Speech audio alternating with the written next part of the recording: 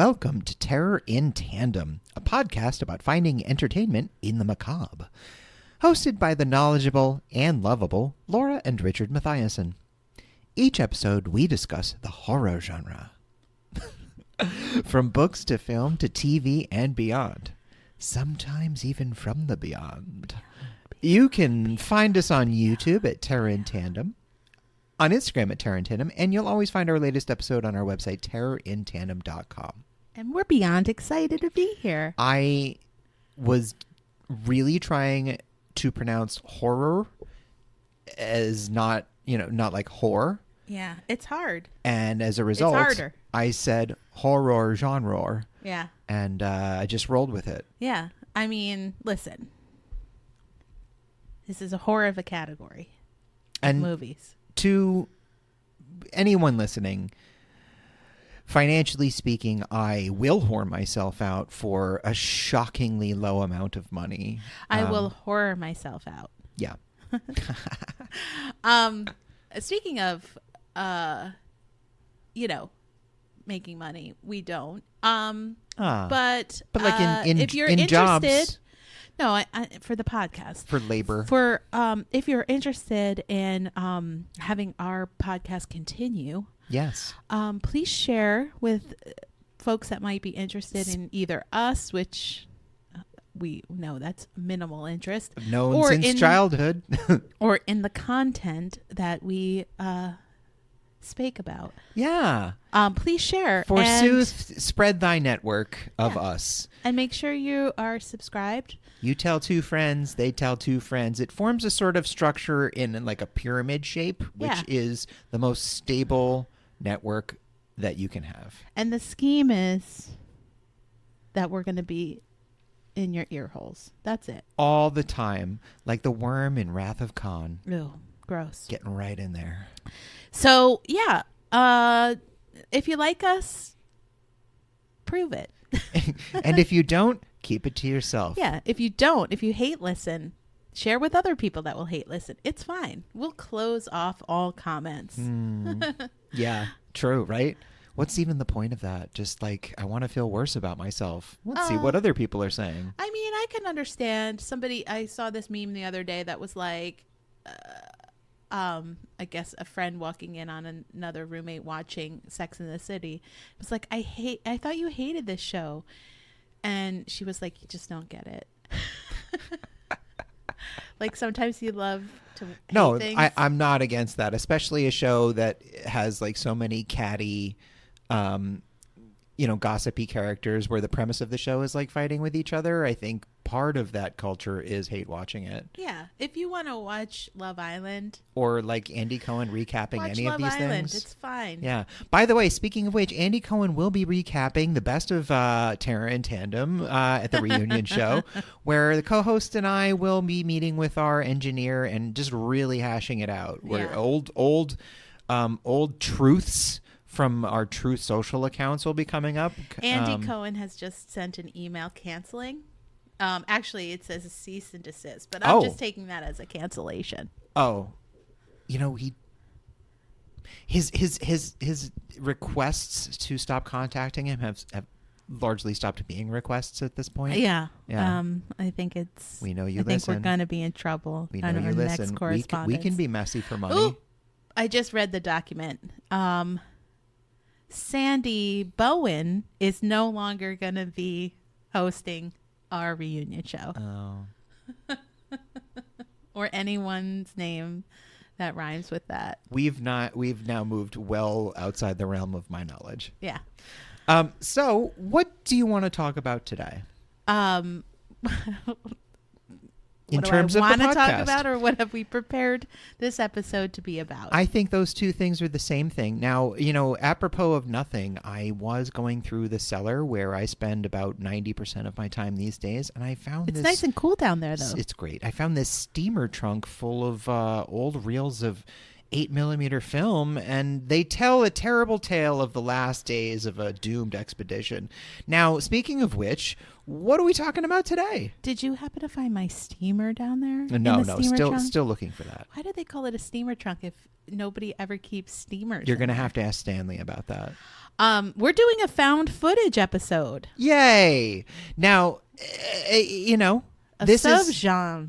is a subgenre that has, in the last 20 years, in 30 years, become a major component of horror movies, of the horror genre. Absolutely. And one of, it depends on how it's filmed, but it's not, I'm not always drawn to found footage. I say we back up. We'll get into that. Let's go over the back up.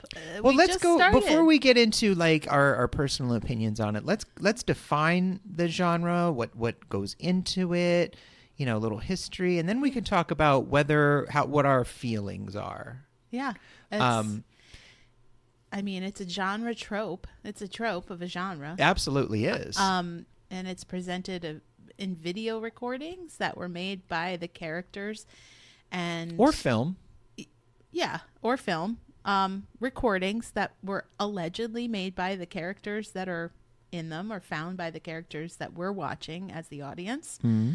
And the assumption in most of found footage is that somebody else has found these recordings, right in the title, are presenting them to you, the viewer. So it's very meta. It largely films within films, if you will. For the most part, especially at its beginning, found footage carried with it the implication that you were watching the last days of a doomed expedition of some group of people that were gone, missing, dead, whatever, and this was piecing together the mystery of their disappearance or their grisly demise.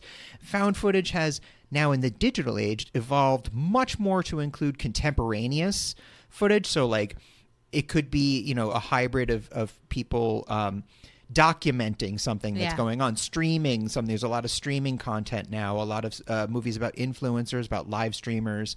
But in its beginning, especially, it was usually the idea of like, hey, we found this box of tapes from that missing expedition that never came back. So like at its core, there usually is the implication that the people you're watching in the video, most, if not all of them, are gone. And there's different presentations. Like the movie Sinister is not a found footage movie, yet it does contain found footage in the movie. As some of the absolute major plot point. Best elements of that movie were the Super 8 films that he found. But that's not a found footage movie. Scary as fuck. And one of my movies is kind of a twist on a found footage movie. Well, there are a few different kinds of found footage. There is the traditional. There's like the Blair Witch kind, which is like a group of amateurs filming themselves. I'm going to talk about. Of course we are. It's one of my first. Of course we are. Found footage films. That's obviously coming up. Now the Blair Witch style, but by that I mean is a group of amateurs film themselves doing a thing, and then later you find lost tapes. The lost tapes.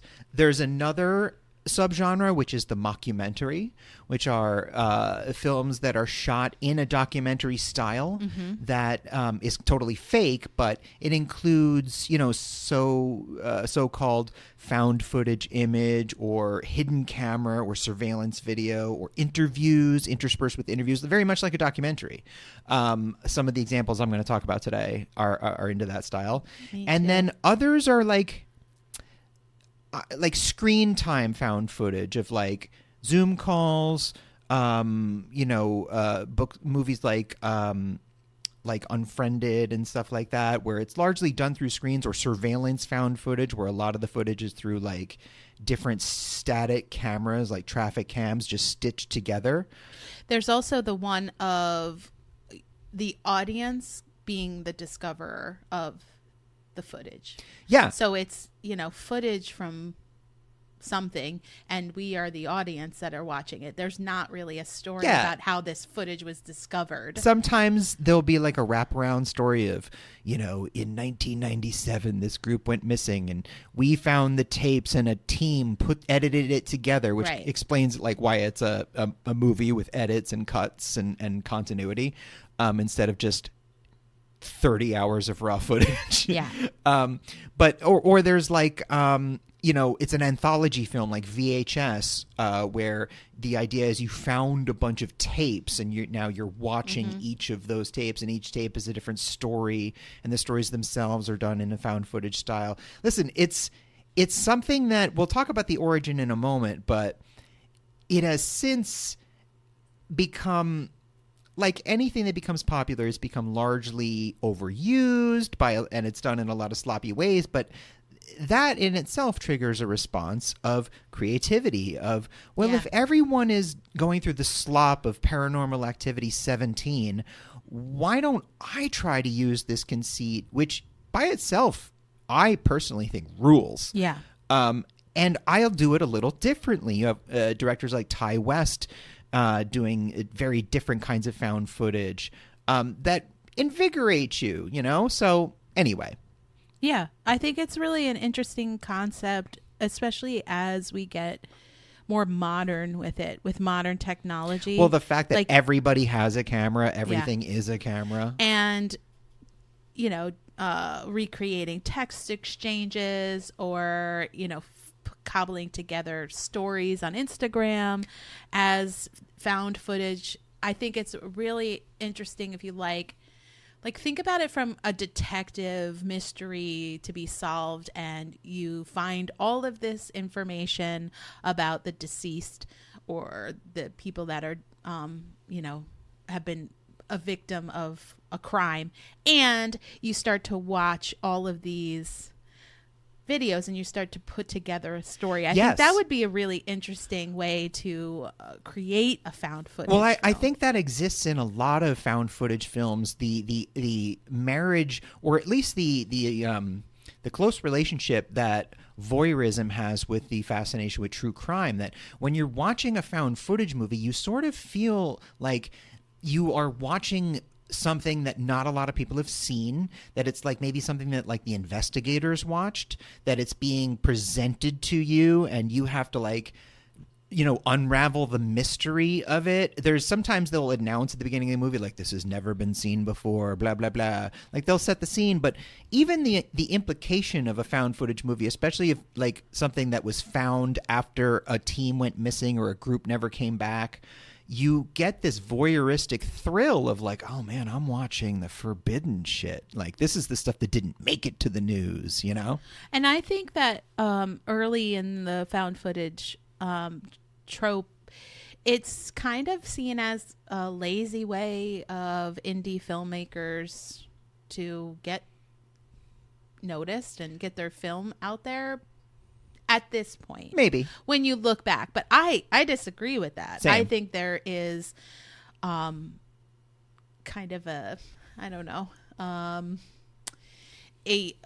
honor to found footage in a way where you look back on the early found footage films and think about, oh, these were the early iterations, and they were, maybe it's a little hacky, but this is kind of where we are now. We have to look where we came from. Well, speaking of where we came from, let's get right into what is largely considered the original found footage horror film, which I think you've talked about before. Oh, I've seen it a couple of times. It's a video nasty legend. It's a quote unquote classic. I'd say the notoriety of it is more known than the film itself. When I'm talking this is now, again, it's not the first found footage film ever made.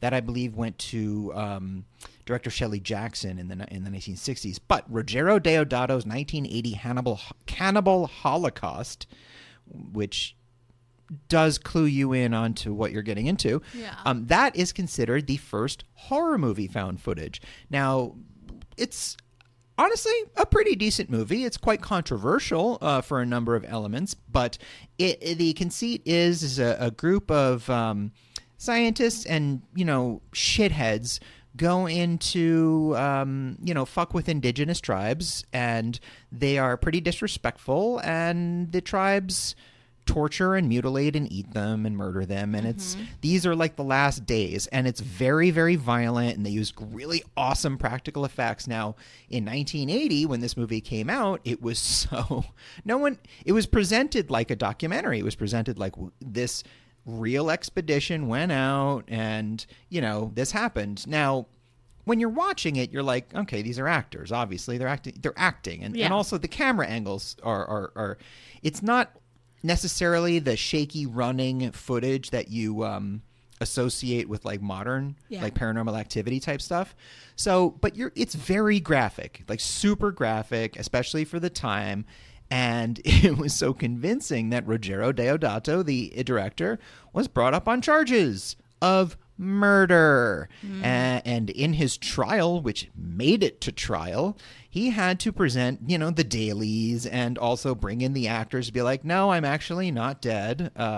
Bring in the makeup artists and be like, hey, this is a movie. So it's a little comforting to me to know that like the idiot knee-jerk panic of moral righteous conservatives being like, oh, the children. And it's not a new digital thing. They've always existed.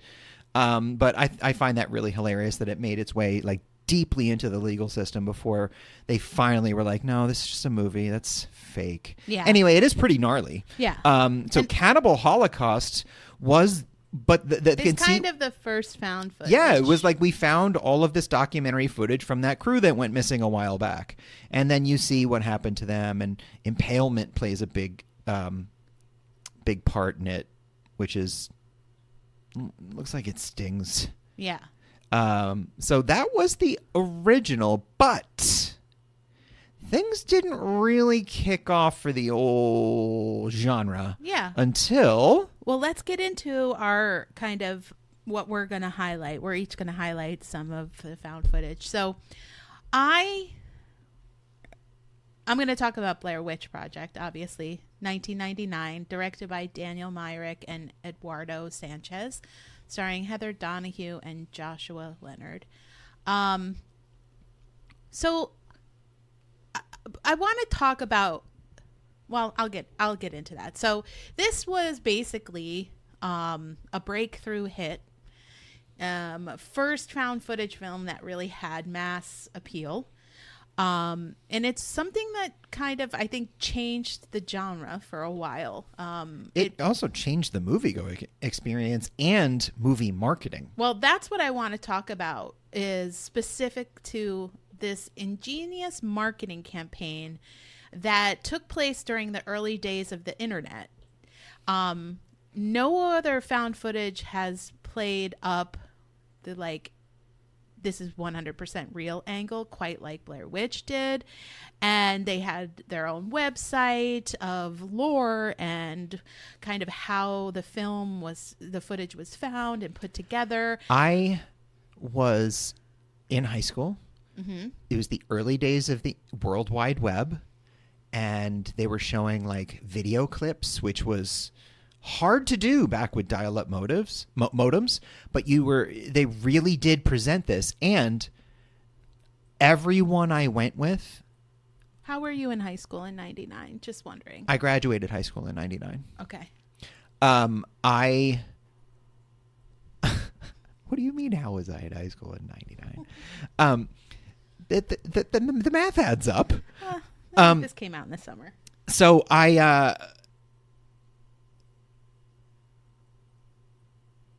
yeah, but I mean, I'm just teasing you. Just continue on. Anyway, everyone I went with believed it was real. So did I. So that's what I really want to talk about. Is I went on opening night. We went to a crowded theater. Same. And we knew nothing about the movie. Only the marketing. We were like, oh my gosh, we have to go see this. We didn't look up any other information about the film. number of people seeing this movie believed they were watching the real last moments of 3 missing young people. Yeah, I believed that this had actually happened. Now, maybe after in the night that followed or the days that followed, I remember getting home to my apartment with my roommates, and we were scared out of our effing minds. And it really scared the shit out of us. Yeah, it was like proof that things were, it was like seeing definitive proof of the supernatural on screen. What it also did was make me extremely sick and nauseous. Oh, from motion sick. The motion, yeah. Yeah, because it's shaky of the camera. Yeah. Basically, this film is about these 3 main characters who go on a trip in their local woods to shoot a documentary, and were never seen again. And then later on, this footage that was shot was found, I think, a year or so after their disappearance. And think the actors had to hide a little bit while the first weeks of this film came out, because they wanted to play into the missing aspect. Yeah. It greatly affected their careers as well, because they had a lot of trouble getting cast in other things because people were like, wait, aren't you the dead teenager? Oh my God, you're alive. Or even the documentarians, because this is like now found footage.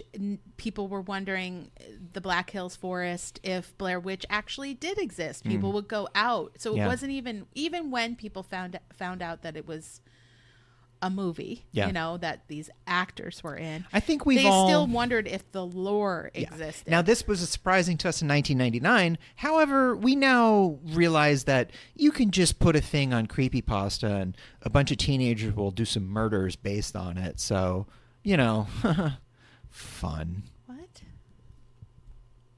So, I think, to your point, that these actors, they didn't really have much of a career after. I think one of them has gone on to maybe direct and produce the world, but other than Warner Brothers also really fucked them up. They screwed them over. Yeah, financially. Yeah, and contractually.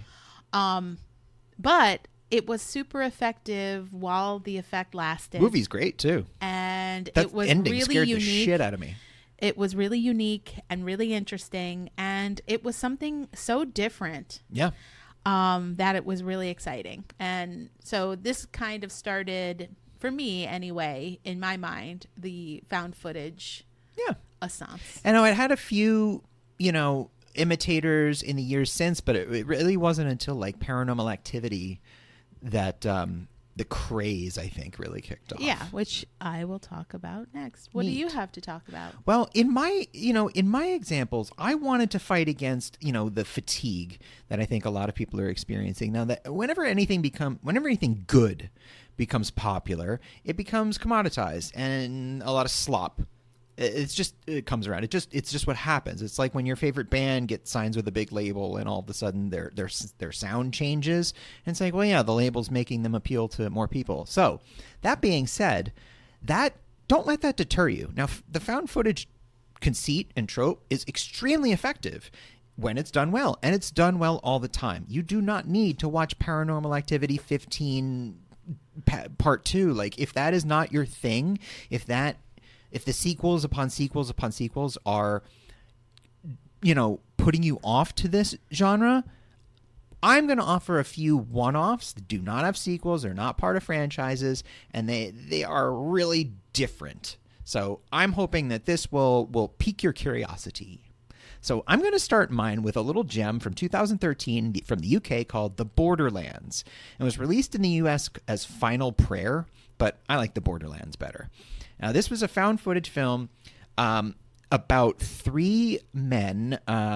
One is a religious brother. They're Catholics. One is a brother, one is a priest, and the other one is a layman who's like the tech person.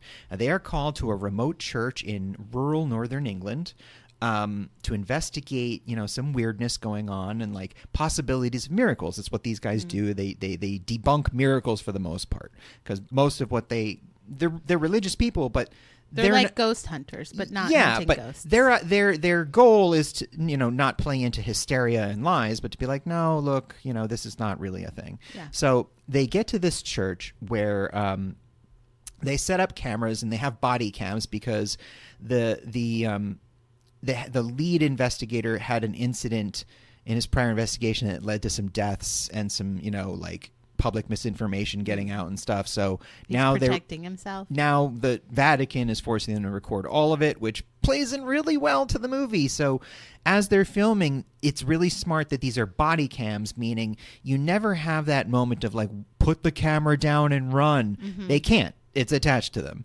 So it immediately dispels with that moment of like, people being like, and there are sometimes when someone's holding a camcorder running through the woods when you're like, put the fucking camera down, grab a knife, Yeah. But in this movie, they do have their hands free. And it's probably not shaky camera view, too. Yeah, it's a little bit more stable. Yeah, so now this helpful. movie, it's a slow build.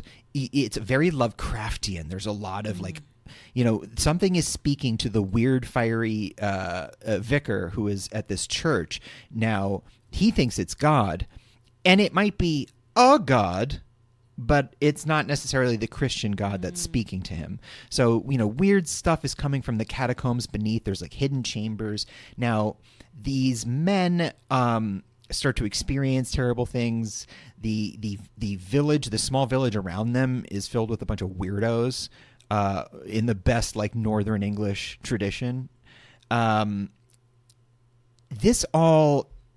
There's a lot of claustrophobia. The building is really cool. The setting is really cool. And the idea of like a weird ancient god somewhere being, like influencing someone through Christianity, being like, oh no, I'm your god. Turns out maybe not. Yeah. This all leads to one of the wildest, scariest, heart-pounding endings of a movie like this I've ever experienced. It happens quite quickly. It's a slow burn. It leads to, the last 20 minutes get very tense, but the ending itself is really just the very end. And it is truly something. The whole movie is great. I enjoyed the whole way through. I've watched it a few times now. And I should say all of my recommendations I rewatched recently to get a fresh feel for them. This one I can't recommend enough. It's small, it's contained, it's intelligent. It really has a nice Lovecraftian kind of old eldritch feel to it, with some beautiful, Northern English rural kind of stone, weird kind of folk horror elements, with an ending that really haunts you. It really does. I enjoy the hell out of this. This is 2013's The Borderlands or Final Prayer, however you can get it. It's just starring a bunch of Brits, nobody too famous, although one of the guys, I don't know, maybe it's just me, but I thought he looked a lot like John Oliver. And it's definitely not John Oliver. It's not. It's just, John Oliver, I think, would be the first to say that a lot of British men look like John Oliver. Yeah. So. Well, that's cool. Yeah. Adrian McGarty, right? Yes. He does. He looks like John Oliver without his glasses. He does. Now, I should mention that this was written and directed by Elliot Goldner, and it came out in 2013. Unfortunately, it hasn't done too many other things, but hopefully that will change. So let's briefly talk about Paranormal Activity, because I do think Paranormal Activity came out in 2007, directed by Oren Peli, and I think Blair Witch spawned a lot of imitators, and also I think had a couple sequels. Well, it did have Blair Witch 2 Book of Shadows, which was not a found footage movie. Yeah, and I think that's what people liked about Blair Witch. So yeah, no, it didn't do well. But when Paranormal Activity came out, it really put a spin on the haunted house, horror. And I enjoyed the hell out of it. It was, I would say, if you're going to watch any Paranormal Activity, watch the first. It was made on a shoestring budget. Fuck and you, Micah. Had a very small crew. You know what you did, Micah. Dick. The camera is stationary most of the time, so for motion sick babies like me, it does help with that. It does help with that. It made $200 million. You and I saw it in the theater, and We it scared us quite a bit. And the actors weren't given scripts. They were only told, a little bit of background on their characters and how they should be behaving and what they should be discussing during scenes. Yeah. So Micah is, he works, I don't know, as like a stock market person, Cool. financier. And Kate, who's a student, who said she's been haunted by a demonic presence since she was a kid. And they attempt to document this escalating activity in their home in San Diego. And because Kate believes that the entity has followed her there. And they're warned by a psychic. Micah provokes, this entity by using a Ouija board. And things start to get increasingly violent. More noises, seemingly possessed, and Kate's behaviors on camera. Oh, yeah. Through the night. Now, the whole watching someone while they're sleeping, and then you speed up the time and realize that's over like a 5-hour period. Yeah. Yeah, that's cool. And what we see is really Kate's demise into becoming possessed. Yeah, it's sad. Micah, it's really sad. And then taking off. Yeah. And she is now an haunted, like a unsolved mystery. Another banger of an ending too. Really great ending. And just the way that it's filmed and put together. Yep. The acting isn't great, but it doesn't matter because it's a found footage. So you're expecting just to watch regular there's people, also, horrible things. There's a happening. cinema verite element to watching non-polished actors. Yeah. I think it's honestly less distracting to me. For years, I have, when you're asleep, sometimes stood next to you and done, because the camera, you could, the way that you would watch the film, sometimes they would, fast forward, they'd speed up, through, yeah.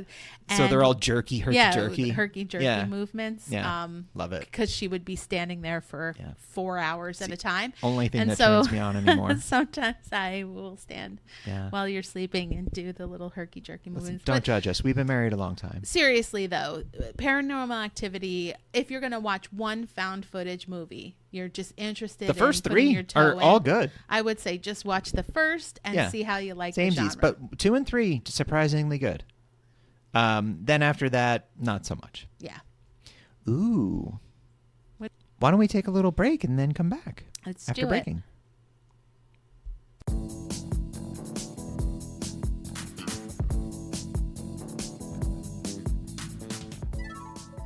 You finally decided to leave the office and make some time for that adventure you've always dreamed about. But what happens if you miss the boat for that guided tour down the Amazon? Or if the only guides through the haunted Aztec ruins are too expensive?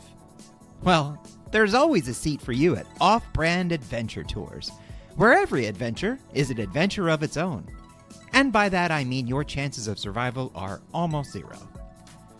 At Off-Brand Adventure Tours, our untrained death magnets will guide you part of the way through dangerous locales before disappearing entirely or getting eaten in front of you. Then, you and your traumatized group of weekend warriors get to spend the rest of your time getting to know the digestive systems of the local fauna. Fun. No location is too taboo, too cursed by ancient gods, or too full of anacondas for off-brand adventure tours. Worried about money? We'll talk rates when you totally get back safe with all of your limbs and loved ones. You can't afford the best, or the rest. So let's just skip the bullshit and get on the boat already. Come find out if there really are snakes out here this big at Off-Brand Adventure Tours, where you absolutely get what you pay for. This is a fake ad for a fake service on a horror-themed podcast. We do not condone nor endorse utilizing the services of a sketchy riverboat guide with a culturally insensitive accent.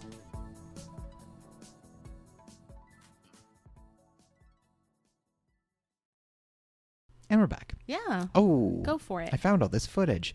So, another example I'm going to give, and keeping along with my a little bit off the beaten path, is I'm going into, this is falls into the fake documentary conceit, and it is. My next one is going to be the exact same thing. Oh, excellent! So I am talking about The Conspiracy, written and directed by Christopher McBride, coming from Canada. Now, this has James Gilbert, who's been in lots and lots of stuff, and Aaron Poole, who is in like lots of really great shit that I love, like The Void, The Empty Man, and I always thought he kind of looked like Aaron. Everybody Aaron looks Paul's, like somebody. He looks like Aaron Paul's like older cousin or something. Like they look a lot alike. But he's like a little older and a little bit more line. Anyway, Aaron Paul's older cousin. Yeah, this is like from like 2012. They these two guys, Aaron and James. His name is Aaron. Yep, they're best buds, and they want to make a local documentary about a local conspiracy theorist, Terrence. Terrence is, he's an eccentric in New York. He's always out on the street with a bullhorn talking about the New World Order and, everyone's controlling us and blah, blah, blah. And, you hear that a lot. And they don't make a whole lot of it. They're just making a documentary about this interesting guy when all of a sudden one day Terrence goes missing and his apartment is ransacked. And suddenly the documentary becomes what the fuck happened to Terrence. Yeah. So these two guys who are like normal dudes, they start digging into it. Now, Aaron, WTFT. Aaron, who is single and is on his own, falls really deeply into the rabbit hole and discovers something called the Tarsus Club, which is like a weird thing that's been around since ancient Roman times and apparently has their hand in like everything from the Great Depression to World War I to like, all sorts of crazy things. So it's a group of people? Yes, it's like a New World Order conspiracy thing, an Illuminati type thing called the Tarsus Club. So, assassinations, disasters, blah, blah, blah. So Jim, on the other hand, he goes along with it, but he's also got a girl and a little baby on the way, so he has a little bit more to lose. Now, they actually find some people connected with the Tarsus Club, and you watch this as they're putting this documentary together. There are these scenes where Jim, and only Jim, is doing like a talking head moment to the camera where he's like, I regret ever doing this, or like, I wish we had never done this. So, they infiltrate the Tarsus Club. They go to one of like the creepy meetings. Things don't go well. And, you discover that. How did they videotape it? They've got hidden cameras and stuff, and they infiltrate it, and they're like, participating in this ritual. And then you discover, spoiler, pause now, spoiler. So you discover that what you've actually been watching this whole time is a documentary that the Tarsus Club has put together, releasing just enough information, but they do a whole statement at the end about how, Aaron was, he had been expressing interest throughout the whole movie about one day going off the grid and like living off the wild. So they're like, yeah, he did that. He just went away. And Jim is giving all these speeches like, yeah, the Tarsus Club is nothing. I was totally wrong about all of it. They're just a bunch of businessmen. And they're like, yeah, we have these meetings and every once in a while some wackos with cameras infiltrate it. And we think it's a good idea to just scare them off. So we put on these masks and frighten them. It's fucking awesome. It's a great movie. Cool. Yeah, the way the twist is really, really cool. It really puts a pit in your stomach. And, this came out like 10, 13 years ago. And the twist in real life is it's not a conspiracy theory anymore. Like, they just do it right in the open. Yeah, right.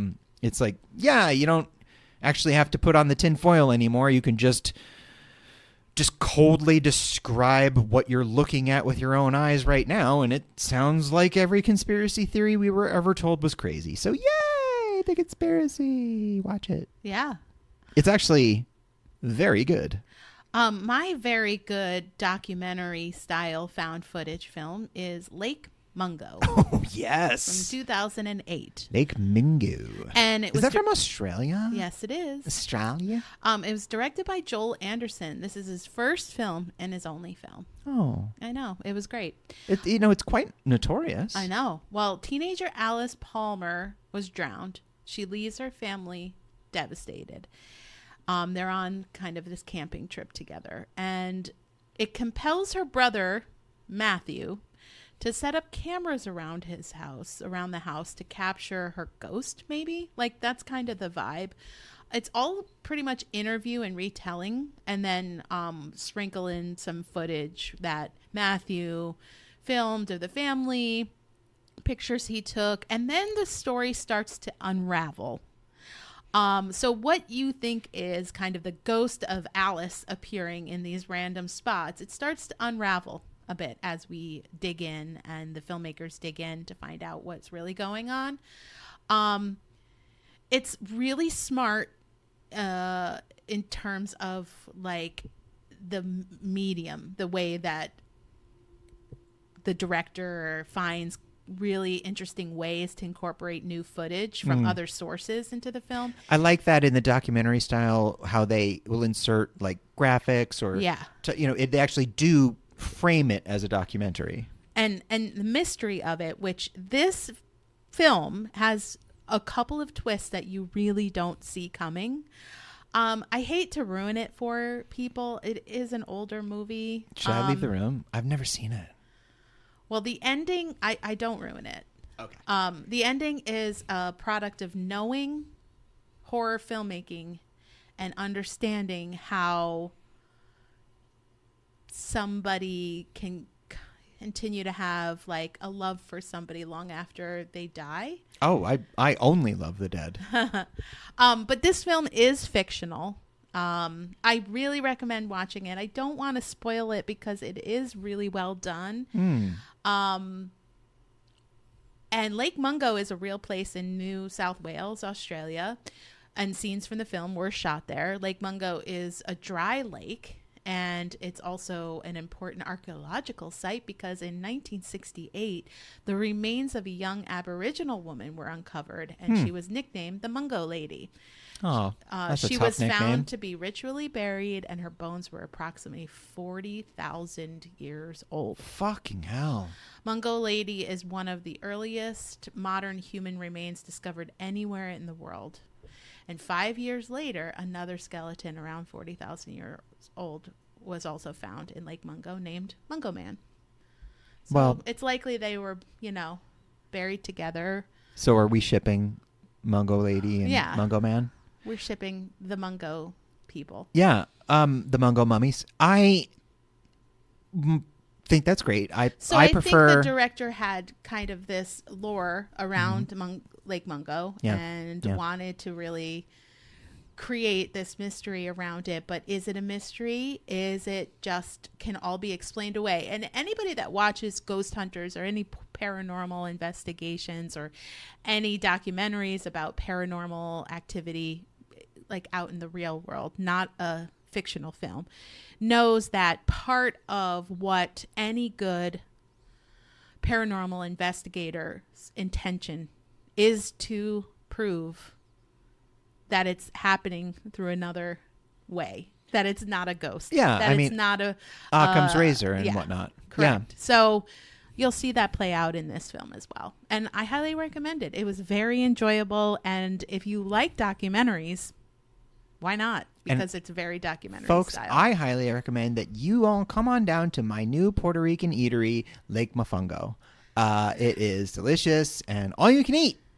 Boricua. Not sanitary. So, my last is a bit of it's a duel. Okay. Because same director. Make it fast. Same director, Koji Shirashi. It's coming from Japan. Now, I'm going to talk about two movies he did. Specifically, I'm going to focus a little bit more on Noroi the Curse, because this movie is scary as shit. Now, it stars this paranormal researcher who's like he's like very academic and very smart and has this like presence to him that you really sort of follow along. Now, he starts investigating a suicide in a rural village, a suicide by hanging, which is always good in a ghost story. Now, this all kind of centers around like a generational curse in this village. As he starts to investigate, he starts to, get himself into more and more danger. Now, this begins again like sort of an investigative journalistic project. He enlists the help of a local crazy psychic who keeps talking about seeing ectoplasmic worms, claiming that this gross. girl who was kidnapped was eaten by these worms. We never see things like that, but there is, elements of demonic possession. And this all leads to the discovery that this village used to worship an ancient demon an ancient god called Kagutaba. Now, every year they used to do, or every few years they used to do this ceremony to appease the god. Now, in the last time they performed this ceremony, it didn't go well. And unfortunately, after that, the government of Japan seized the land like eminent domain, and they flooded it, diverting water from a dam, so the village ceased to exist. Now, all these years later, these kidnappings, these murders, this guy's investigating. Turns out it all leads back to the girl from that last appeasement ritual where everything went wrong. Oh. So she's on a revenge kick? Well, she's more like fucked up and possessed and crazy. But this all leads to a false ending. Sort of, where you think like, okay, well, that's not great, but at least things seem to have wrapped up. And then a just really gut-wrenching ending that is another element of my favorite kind of found footage is leaves you gasping. Yeah. Just like, oh my God. And you think about it long after. Noroi is a slow burn, but it's considered a real classic. It's a smart, interesting film. Now, I want to pair it with another outing from Shirashai, the director. 2009's A Cult, which is another documentary, fake documentary, but it is wild. Now, in this movie, Shirashai writes himself. It's a true Romana Clef, and I'm so glad I got to use that term on a podcast. He writes himself into the movie. He is the documentarian making this film about a weird murder on a bridge over a shrine. When the more that this person just went nuts and started stabbing people, the more he learns at interviewing survivors and whatnot. He learns about this weird design, this cult. And that everybody that was there was compelled to be there for some reason. They had dreams, they had visions, they had been like drawn to be there. And then he starts following this weird like homeless guy who was one of the victims that day. And develops... Did everybody die except for this guy? Exactly. Not everybody died. There were other survivors in addition to this weird homeless guy that becomes the new subject of the documentary, but you learn more about like what happens to them. So as you follow this new guy and he becomes the subject, Kurashai, who's both the pseudo star of his own documentary and the actual writer and director of this movie, he becomes like unhealthily obsessed with this new subject and starts really compromising himself to like, and then he starts to become like a believer in his doomsday plot. He's like, I was chosen that day to go to that bridge, and he has got this weird symbol carved into him by the murderer, and there's a big occult like connection. And he says, I'm going to enlist the help of another horror director to help me get through this. And he brings in Kuroshi Kurosawa, who directed fucking Pulse, like an actual Does he real... really come in? Yeah, and he's in the movie. Oh, like that's he's crazy. in a scene in the movie, and he's like a real famous, classic, incredible horror movie director. And you're like, oh my God. So this movie's wild. Yeah, it sounds crazy. It is. It's actually really interesting and scary and weird, and the ending is an all-time crazy ending. It, for a while you're like, is it going there? And then it goes there and past it.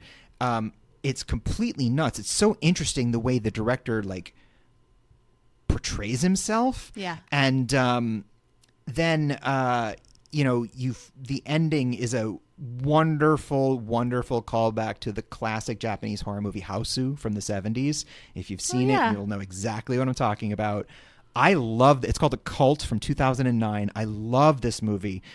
It's a little bit of an ask. I mean, I think you can watch it on its own, but you definitely get a lot out of it if you know who some of these people are and you know how crazy it is that he's like doing his Dante's Inferno of like writing his own people into the movie as characters. Yeah. But you know, it's funny because like the director paints himself as like falling into this conspiracy theory and becoming like a fanatical, you know, mass murderer, crazy person.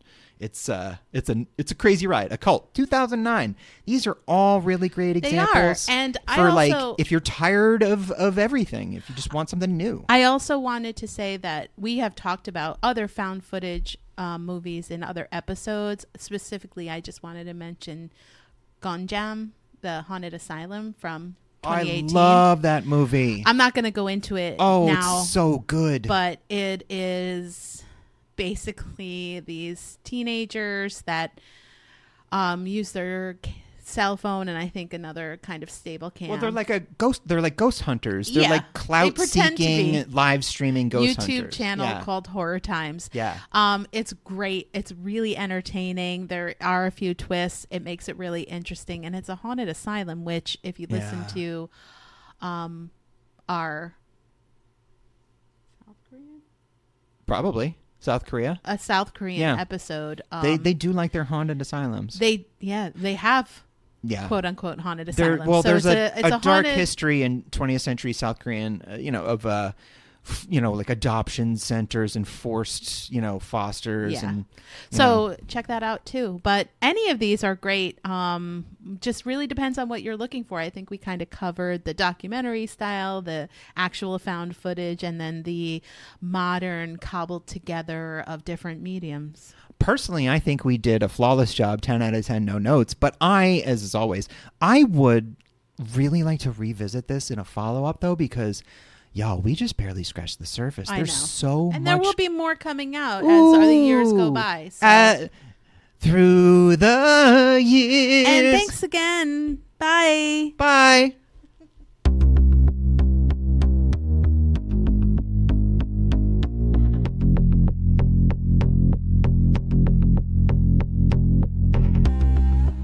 Terror in Tandem is written, produced, and recorded by Laura and Richard Mathiasen, and edited and mixed by Richard Mathiasen. Our theme was written and performed by Carrie Denver, and all other music was written and performed by David Sispanik. All opinions expressed on this podcast are our own and should be taken as such. Thanks for listening, and please remember to give us a like, a review, and subscribe wherever you get your podcasts. See you next time. We're standing right behind you.